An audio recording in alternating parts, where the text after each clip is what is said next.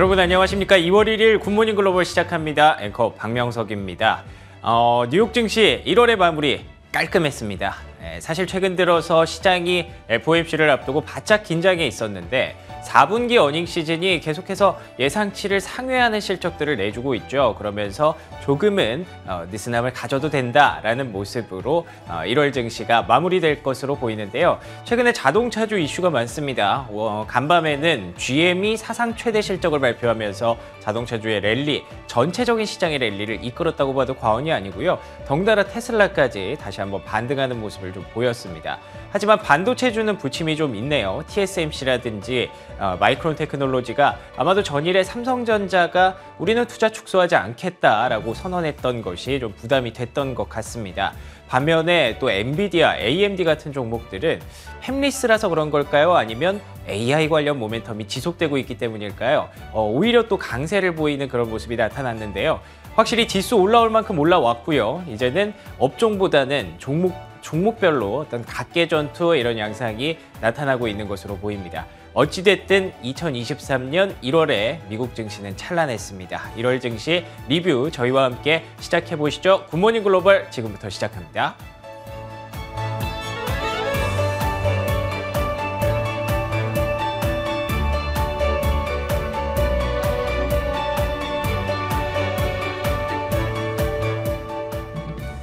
간밤 뉴욕 증시 마감 상황 정리해보고요. 종목들까지 한번 확인해보는 시간, 클로징 벨 시간입니다. 자, 오늘도 김태수 미국 세무사와 함께합니다. 세무사님, 안녕하세요. 네, 안녕하세요. 네, 반갑습니다. 간밤에 뉴욕 증시 마감 상황, 1월이 이제 깔끔하게 마무리됐다라고 제가 표현을 했었는데 어떻게 보셨습니까? 네, 1월 굉장히 좋게 시장이 마무리되고 있는 상황입니다. 사실 모건 스탠리 같은 데서는 여전히 굉장히 최악의 상황을 가정해라 이렇게 경고를 하고 있습니다. 3,000포인트까지 S&P 500이 떨어질 수 있다. 지난밤에도 또 같은 얘기를 반복을 했죠. 그럼에도 불구하고 주식시장은 2019년 이후에 최고의 1월달을 기록을 하고 있습니다. 6% 정도 상승하고 있는데 나스닥 같은 경우에는 지금 거의 9% 가까이 8% 이상 상승하는 모습을 보이고 있습니다. 그러면서 기업 실적에 계속 포커스를 맞추고 우리가 실적 시즌 들어오기 전에 얘기했듯이 가능할 낮아질 수 있을 만큼 낮춰준 그런 기대치를 충분히 회사들이 어느 정도는 맞춰주고 있다. 이렇게 좀 보여지고 있습니다. IMF에서 이제 시장의 어떤 그 흐름을 봐가지고 2023년도 세계 GDP 추정치를 내놨는데 이게 이제 2.9%로 내놨습니다. 이게 지난 10월 달 발표보다는 0.2%포인트 인상된 수준이기 때문에 이 부분에 있어서 좀 긍정적인 분위기가 형성이 됐고요.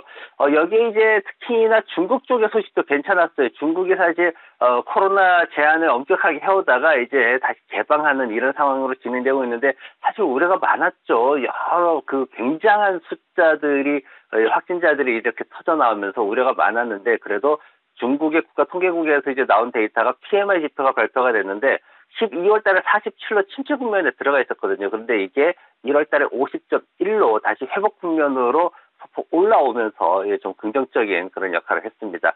경제 지표도 미국 경제 지표들은 예상 수준에 머무르거나 조금 모자라는 모습이었습니다. 4분기 고용 비용 같은 경우에는 예상 수준이었던 1% 증가에 그치는 모습이었고 그리고 케이스실러 주택가격지수 사실 케이스실러 주택가격지수가 주택시장에서 가장 정확한 데이터다 이렇게 얘기를 하는데 지금 표 같은 경우에 보시면 올라올 때는 계단 올라오듯이 차곡차곡 올라오는 모습 볼 수 있습니다. 근데 지금 떨어질 때는 정말 빠르게 떨어지고 있거든요. 그래서 지금 한 1년 가까이 계속해서 하락하고 있는 모습 보이고 있는데 이 주택 가격이 더 이제 팬데믹 이전으로 더 떨어져 버리게 되면은 조금 경기 침체라는 그런 발목을 잡을 수 있다. 경기의 발목을 잡을 수 있다. 이렇게 좀 평가가 되고 있죠. 그리고 컨퍼런스 보드 소비자 신뢰 지수는 예상보다 조금 낮게 나왔습니다. 107.1을 기록을 했는데 그래도 시장 심리가 그렇게 아직은 죽어있는 상황은 아니다. 이렇게 또 평가가 되는 모습이었고 유가 같은 경우에는 초반에는 사실 하락했어요. 초반에는 이제 보면 IMF에서 이런 좋은 얘기 했지만은 그래도 달러 강세라든가 아니면 금리 인상 이제 또 FOMC 회의 결과 내일 나오게 되죠. 그래서 그런 것들 때문에 좀 줄어드는 하락하는 모습 보였었는데 근데 이제 트레이더들이 오늘 밤에 한국 시간으로 오늘 밤에 이제 오펙 플러스 회의가 열립니다. 여기에 대해서 또 아마도 뭔가 조치가 나오지 않겠나 하는 기대감을 좀 높이면서 다시 반등하는 모습을 보였습니다. 지금 이제 기업들을 좀 봐야 되는데, 기업들 같은 경우에는 이제 지난밤에 실적 발표가 많았죠. 그래서 제가 이제 월요일에 봤던 실적 발표 그 표를 다시 가져와 봤는데, 어느 정도 등락이 있었는지를 보면 좋을 것 같습니다. 그래서 엑슨모빌 같은 경우에는 한 1%대 상승 보였죠. 그리고 화이자가 지금 계속 보합권에서 왔다 갔다 하는 모습이에요. 제약주 좋다라고 우리가 생각하고 있었는데, 사실 그렇게까지 또 지금 와서 보니까 좋은 상황은 아니다라고 보여지고, 맥도날드도 조금 떨어지고 있고요. UPS 같은 경우에는 한 4% 이상 상승을 하고 있습니다. 예상했던 수준으로 가고 있는 거고, 캐터필러가 좀 떨어지고 있죠. 그리고 뭐 마라톤이나 무디스, 필립스, 제너럴 모터스, 아까 말씀하셨던 제너럴 모터스 같은 경우에는 7%대 상승을 보이고 있었습니다. 그리고 코닝이 좀 떨어지고, 스파티파이 이 테크놀로지 이 회사가 10% 이상의 강세를 보이는 모습이 있고요. 장마감 후에 이제 암젠이나 AMD 그리고 스냅이 실적 발표를 앞두고 있습니다. 이 종목들 중에 이제 캐터필러 같은 경우에는 4분기 매출은 예상보다도 굉장히 높은 한 20% 증가하는 그런 모습을 보였어요. 근데 이제 이게 주당 순이익 3달러 86센트를 이제 발표를 했는데, 이게 11분기 만에 처음으로 애널리스트들의 예상치를 하회하는 결과를 만들어 놨습니다. 워낙 이제 전쟁 때문에 실적에 대한 기대치가 높았던 그런 탓도 있는데, 어쨌든 이 부분 때문에 좀 주가가 하락을 했고, 필립스 육육 같은 경우에는 제가 이제 에너지 관련 분야에 좀 섹터별로 조심해야 된다는 말씀 드렸는데, 주당 지금 수익이 4달러로 보고를 했어요. 근데 이게 추정치가 4달러 34센트였기 때문에 이걸 놓치는 상황이 발생을 했습니다. 기대치가 너무 높았던 건데, 아까 어떤 시장의 의료 관련 분야라든가 헬스 분야라든가 에너지 분야라든가 아니면 농업 분야라든가 뭐 이런 쪽에서 좀 기대치가 높게 형성돼 있던 게 좀 문제가 되는 그런 모습이고요. 그리고 특히나 지금 필립스 영역 같은 경우에는 화학 분야에서 마진이 80% 이상 급락하는 모습을 보였습니다. 그러면서 기대치가 굉장히 빠르게 줄어드는 모습을 보였고요. 특히나 이제 엑슨모빌이나 이런 회사들은 좀 올라가는 분위기인데, 중소형 회사들은 어떤 시장 점유율이나 이런 문제들이 있기 때문에 가격이 그만큼 따라가지 못하는 그런 모습을 보이고 있습니다. 제너럴 모터스는 지금 2달러 12센트 주당순이익 발표를 했죠. 30% 이상 기대치를 넘어서는 그런 모습을 보였고, 매출은 28%나 증가하는 모습을 보였습니다. 여기에다 이제 지난밤에 리튬 아메리카스라는 회사가 있습니다. 이제 전기차 배터리용 리튬을 채굴하는 그런 회사인데, 이 회사가 이제 네바다주에 프로젝트가 있거든요. 거기에 대해서 6억 5천만 달러를 기업이 투자를 하겠다 이러면서 앞으로 최소 10년, 길게는 한 15년 거의 독점적인 형태로 공급하겠다라고 약속을 하면서 제너럴 모터스 주가도 또 덩달아 더 뛰어오르는 그런 모습을 보였습니다. 특히나 이제 스파티파이 테크놀로지 같은 경우에는 사실은 뭐 실적이 좋지는 않습니다. 아직까지 좋은 회사는 아닌데, 그래도 월간 활성 사용자 수가 예상했던 4억 7,800만 명보다 훨씬 더 높은 4억 8,900만 명으로 집계가 되면서 올해에 대한 어떤 기대감을 높이면서 주가가 상승하는 모습 보였고요. 실적 발표한 회사 외에도 이제 C3AI라는 회사가 있습니다. 한국 투자자분들은 좀 솔깃하실 회사인데, 이쪽 관련해서 이제 테마가 좀 형성될 수도 있겠죠. 이쪽에서 이제 새로운 프로그램 C3 Generative AI라는 새로운 프로그램을 만들어 놨어요. 근데 이 부분에 대해서 미국 육군 사이버 사령부의 전 사령관으로 있던 이비 카든이라는 중장이 나서가지고 국방부 시스템에 혁신을 가져다 줄 거다 이러면서 이제 어떤 기업 관련해서 리서치하는 프로그램 분야에서 굉장히 혁신적인 어떤 변화가 일어날 것이다, 이런 기대감을 가지면서 크게 급등하는 30%도 급등하는, 하지만 이제 장 후반 되면서 조금씩 줄이는 그런 모습을 보였습니다. 그리고 마이크론 테크놀로지도 좀 하락을 했는데, 이게 이제 삼성에서 우리는 계속해서 지출을 하겠다 이제 이렇게 얘기를 했죠. 8년 만에 최악의 분기 실적을 내놓긴 했는데, 그럼에도 불구하고 시장 점유율 유지하기 위해서 우리는 지출을 계속 하겠다, 390억 달러 계속 유지하겠다 하면서 반도체 시장, 특히나 이제 삼성전자와 관련되어 있는 그런 칩 분야에서는 굉장히 압박을 보이는 그런 모습을 보였습니다.